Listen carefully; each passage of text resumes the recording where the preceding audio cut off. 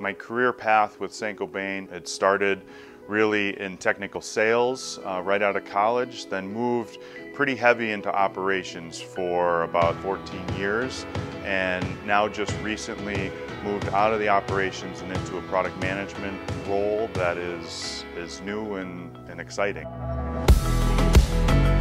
You know, in operations, there's always something that has to be taken care of right then, right there. Always. There's a list of things never ending. That happens on the product management side. It's just a different set of voices that you need to be responsive to, and it's much more so the customer.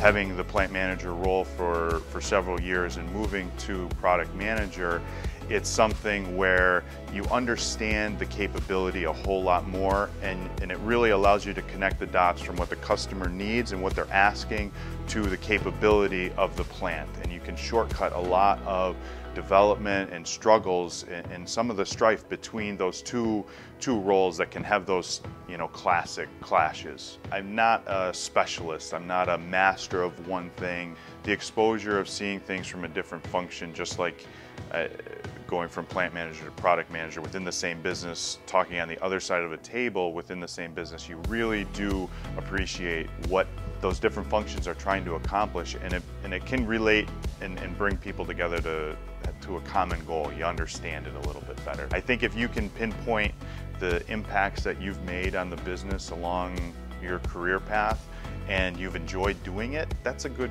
career. Some people are okay doing that with whatever job they got out of school, and that just fits them. And other people are much more driven by moving, and either way, it's what you like aligned with, you know, the results that you're bringing to the business.